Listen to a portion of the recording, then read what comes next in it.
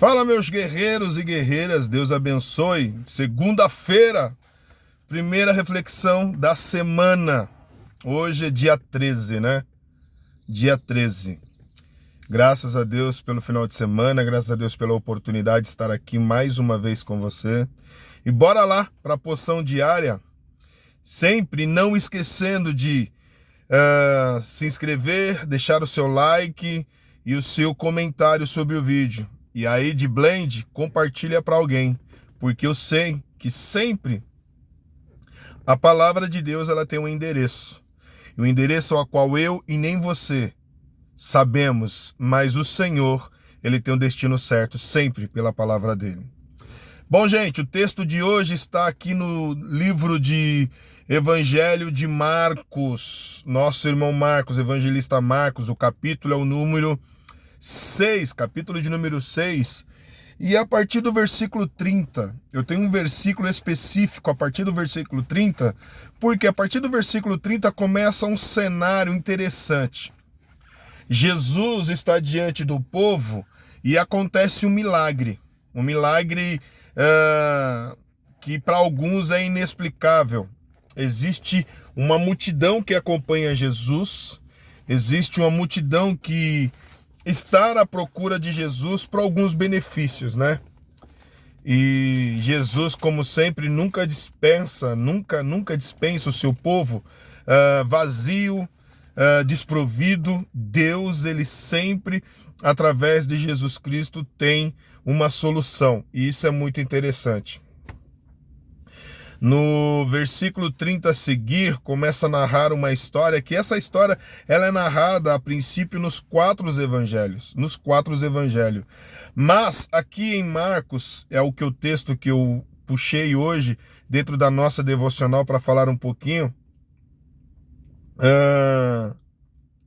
Ele narra a história de Jesus alimentando mais ou menos 4 a 5 mil pessoas, né?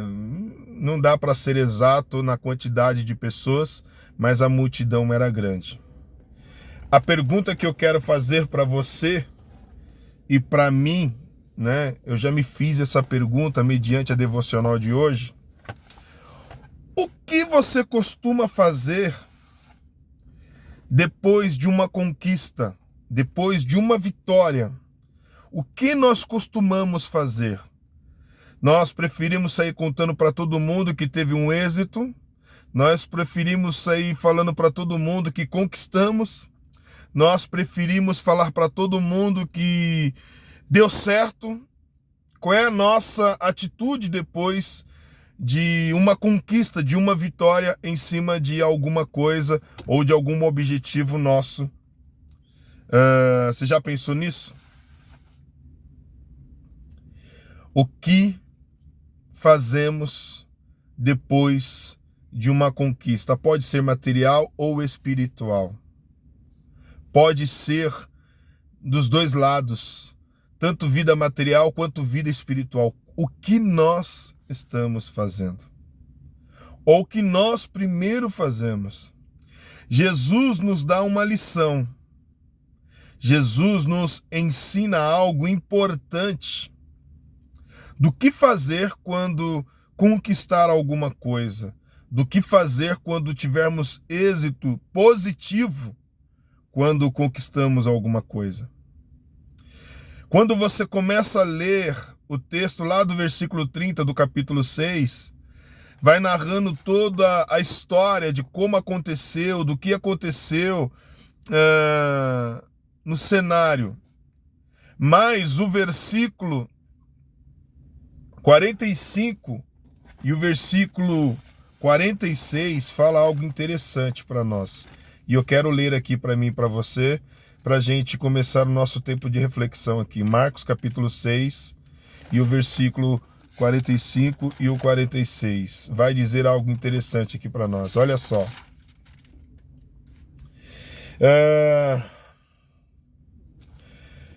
Versículo 45. Logo depois, Jesus ordenou aos discípulos que subisse no barco e fosse na frente para o povoado de Betesda.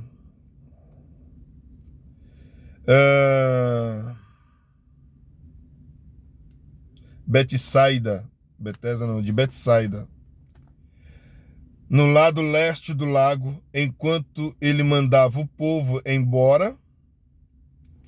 Depois de despedir dos discípulos, Jesus subiu a um monte a fim de orar ali. Eu acredito que nesse ensino de Jesus,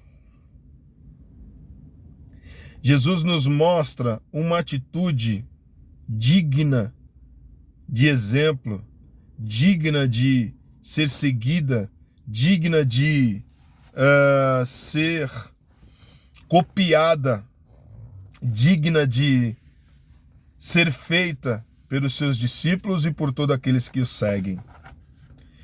Geralmente, quando nós temos algum êxito positivo, a gente quer sair contando para todo mundo logo, quer falar e fica com o coração cheio de alegria, fica com o coração cheio de expectativa, como que vão reagir, deu certo, deu certo, deu certo, deu certo.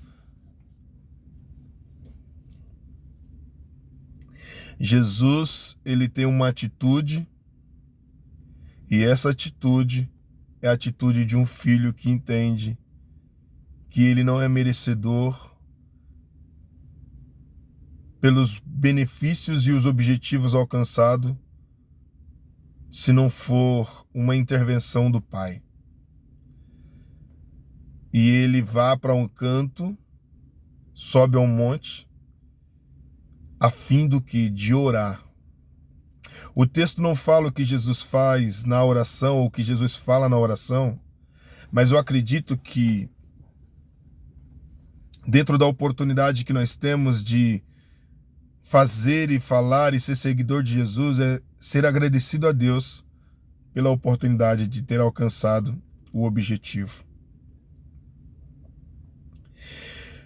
Porque Jesus, se houvesse um tempo ou um momento para relaxar e ficar descansando debaixo de alguma coisa, de uma árvore, sei lá, de algum lugar, em algum canto, ele prefere se afastar e orar.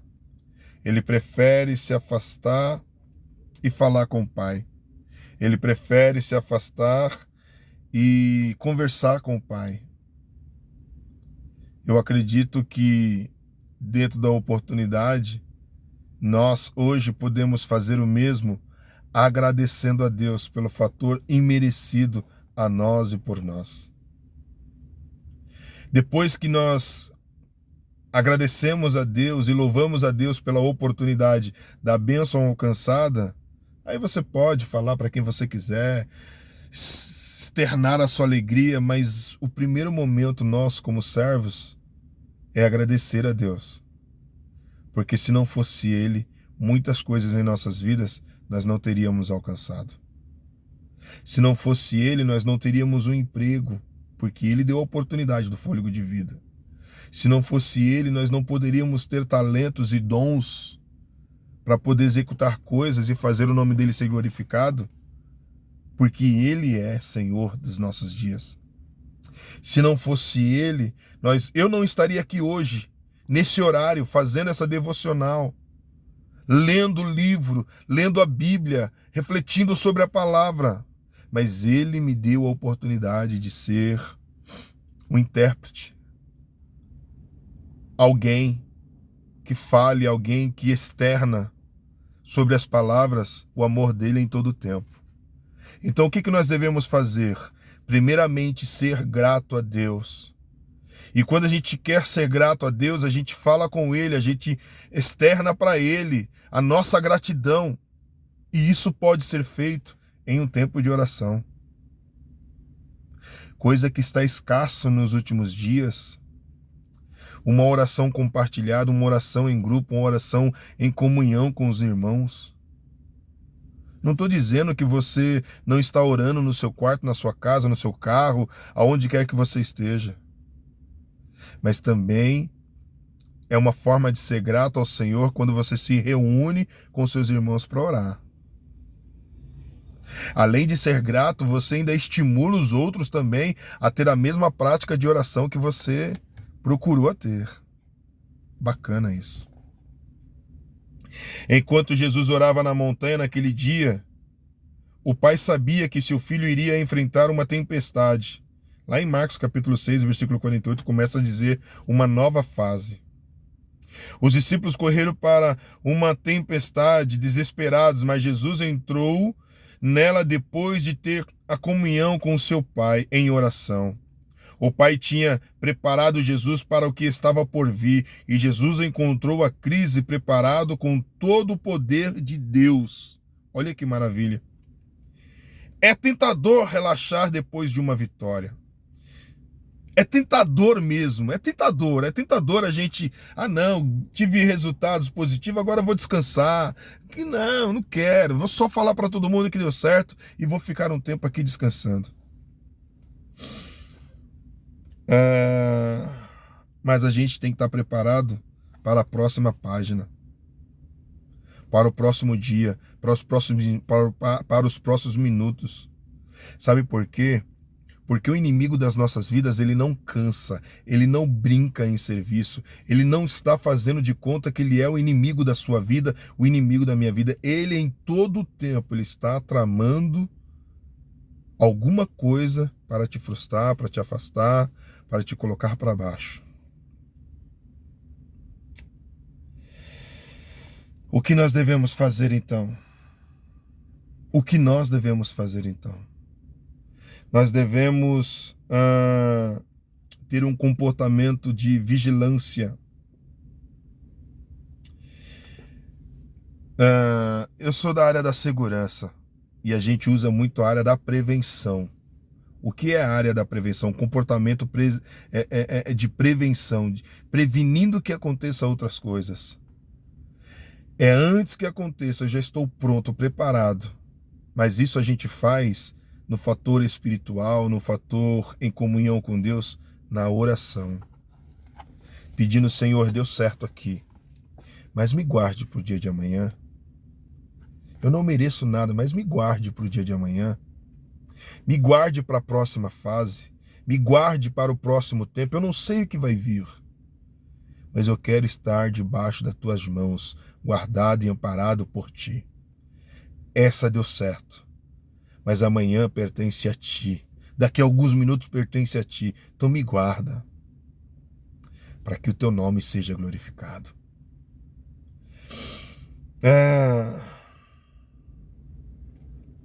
O que nós devemos é sempre ter o nosso tempo de diálogo com o nosso Deus, de oração, de comunhão com o nosso Senhor. Você já separou o seu tempo hoje?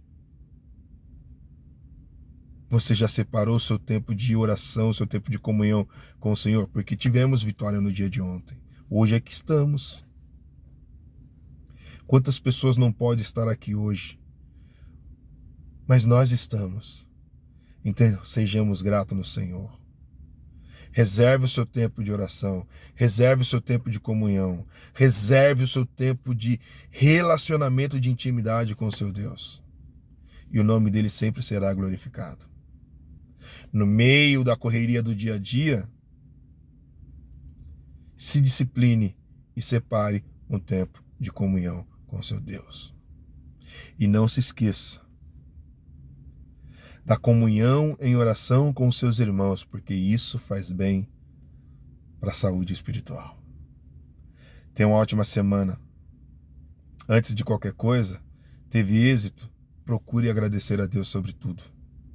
E o nome dele sempre será glorificado. Ótima semana, ficam na paz.